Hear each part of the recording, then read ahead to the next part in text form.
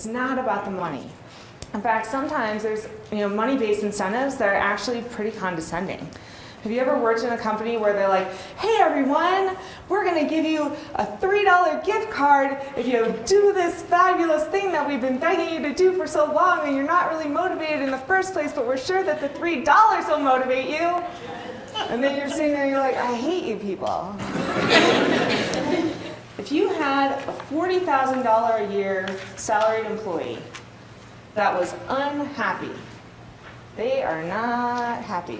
So that employee is costing you an additional $38,000 a year to your bottom line.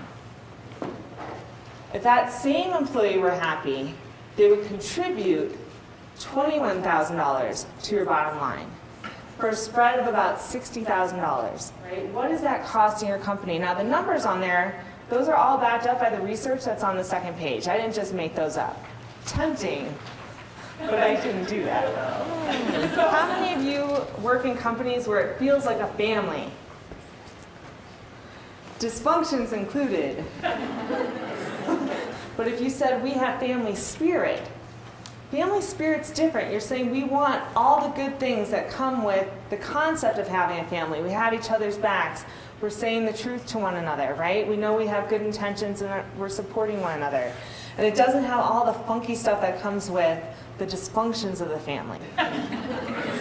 Trust people to do their work.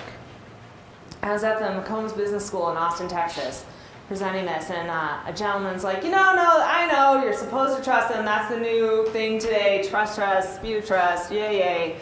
I'm not buying it. And I said, am I going to give you my best work if I don't trust you and you don't trust me? Nope. What if you have to earn my distrust? So when you come in, you're innocent until proven guilty, right? So I trust you. I trust that you have good work ethic. I trust that you have good intentions. I trust that you're going to ask me questions when you need guidance and when you need help. Right? I am going to trust you until you give me reason not to. Everyone wants to be in the know. Everyone wants to be in the inner circle. Everyone wants to be included. You can just count on that. People want to be included. They want to know what's going on. And if they don't know, they will find out. And they will find out in ways that you don't want them to find out. And they will make up things that you don't want them to make up.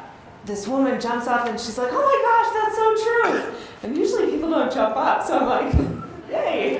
So she jumps up and she's like, and she was with a pretty big bank. She's like, yeah, just the other day, I was with my coworker, she's a manager, and we were in my office and we had the door closed and we were trying to figure out the calendar for the month and how things were going to go down and that sort of thing. We asked one of our other coworkers to come into the office and he's a guy and we're like, hey Joe, we're trying to figure out on the 18th, can we do this? Does that work with your schedule? And he goes, are you all talking about the calendar? She's like, yeah. And he goes, hold on a second. He walks out of her office and goes, it's okay, everyone. They're just talking about the calendar. It's amazing what happens when a door closes. If you cannot close a door, don't close the door. How many of you who have managed people have had an employee come to you and ask for a raise, and you're thinking to yourself, really? So on the other side of that, how many of you have been employees in companies where you say to yourself, I don't get paid enough to put up with this? And then you probably walk into your manager's office and say, I'd like a raise. To not keep an eye on your employee culture is just craziness. It's so absolutely key. It's not fluffy. When we make work better, we really make the world better.